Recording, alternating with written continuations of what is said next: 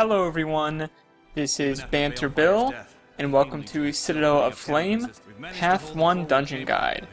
This is not a speedrunning guide, but a guide meant for those who are new to the dungeon, or for those who need a refresher. For this dungeon, I'll be running on my mesmer because there are some tips and tricks that are useful if you run this dungeon on a mesmer. In terms of food, you want Flame Legion Slaying Potions for your potion, and for food, I use Power and Precision food. Alright, we're just going to go ahead and pick our path and wait for Farah to walk over to us. If you manage to interact with Farah before that first cutscene ended, you can walk her over yourself, and it's a bit faster. It'll save you like 30 seconds. As you can see here, I'm trying to force feed my teammates some cake, because apparently they do not have food.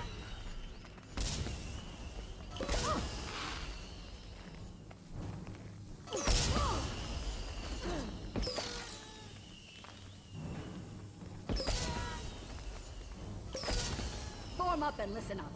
They aren't expecting us to come through this wall. Once we breach the wall, hit them hard and keep hitting. Mag, it's all yours. Alright, if you were an elementalist, you would want a might stack here, so you would have some might going into this fight. As a mesmer, I'm going to start off with my focus 4 and feedback. I'm going to focus pull the mobs to the right, and then place a feedback on the left to projectile block that turret's attacks. And then from here, I'm just going to stun them using my pistol 5, and then DPS them down.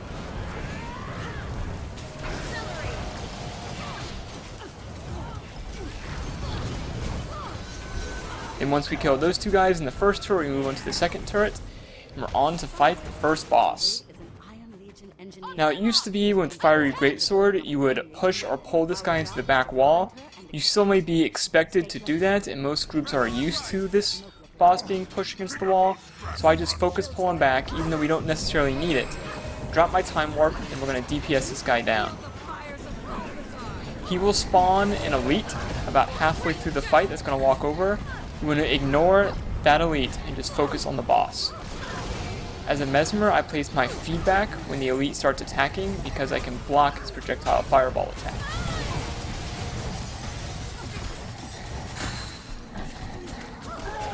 Alright, then we kill the first boss, we get our loot. I want to pick up this banner for some much needed swiftness. As a mesmer, I don't have much access to it. And we're going to skip all these mobs coming up. If you were a thief, you may want to drop Shadow Refuge right there as we were waiting for the door to open. And then we're just going to run all the way to the next part of this dungeon. As a mesmer, I drop feedback on these two guys in the turrets. With feedback, I can't manage to get all of the projectiles, but I can still get 3 out of 4, which helps my teammates deal with some of that back aggro.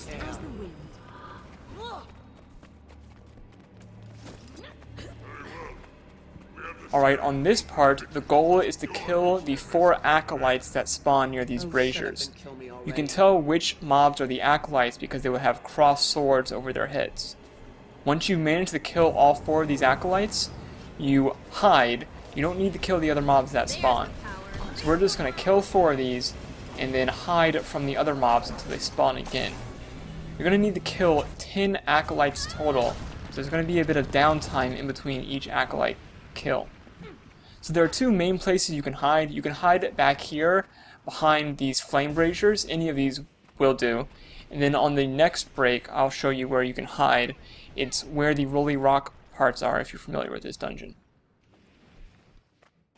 So we're going to wait approximately 40 seconds, I think, for the acolytes to respawn. If you see someone go down, it is a little risky to pick them up. If you try to pick someone up and they're dead in the middle, you may go down yourself. Now, this part is easily duoable, so if 3 people die, then you can still finish this part. Solo, it's a bit tougher, but possible.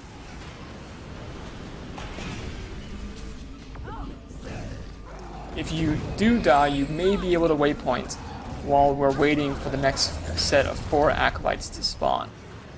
So here's the second place where I hide. Seems 2 of my teammates died over here trying to utilize this spot. You can just get behind this torch or on the other side against this rock and you should be able to get out of combat and heal. See, I'm out of combat here. So I'm just going to go ahead and res one of my teammates while I wait for the next group of 4 acolytes to spawn.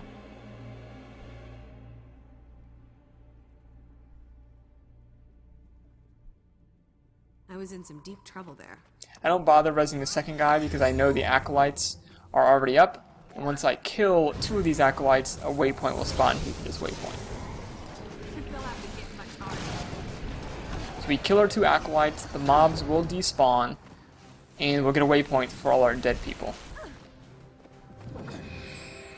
Assistance, please. Now, as a mesmer, you're going to want to equip Portal and Blink for this next part, because we're going to portal our teammates all the way to the other side. Now, if you don't have a mesmer, you just got to run across. I find the easiest way to run across is to stick to one of the edges, either the left or the right edge. It's just easier to tell when the rolling rocks are about to hit you if you're in an edge rather than just in the middle.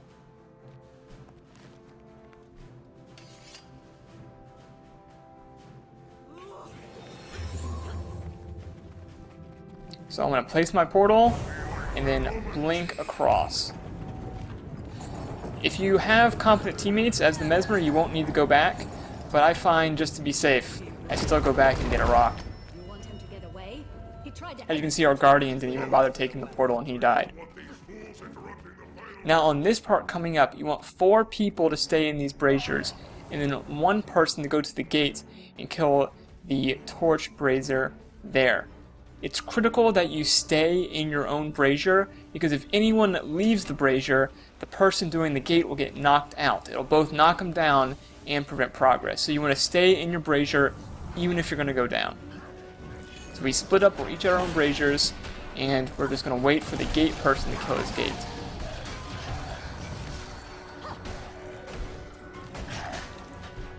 Alright, and then once you kill the gate, you can leave your brazier and then run to the final boss. If you're a mesmer, depending on how fast you kill the gate, you may or may not have time to change from portal. On this final boss, I recommend reflect skills because he does have a projectile attack, and having Condi clear can be useful, although it's not required. So as a mesmer, I equip feedback and my mantra that clears conditions.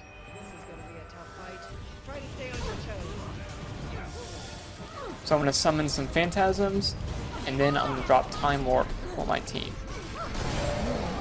Now I find this boss much easier to fight in melee range. One, if you go down, your teammates can pick you up easier, and it seems like you can easily get behind him when he does his flamethrower attack. There's 2 attacks you need to watch out for. That AoE ring attack, you want to dodge that. If he lights you on fire, he does double damage to you, so you want to dodge that AoE ring attack. He also has a projectile attack, which you just saw. If your feedback is up as a mesmer, you can place the feedback down. It's a bit tricky to manage the timing, but once you get used to that attack, you can predict it easier. And then we're just going to kill this last boss, and we'll be done with the dungeon.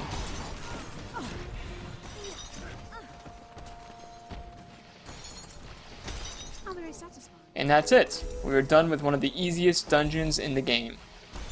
Thanks for watching.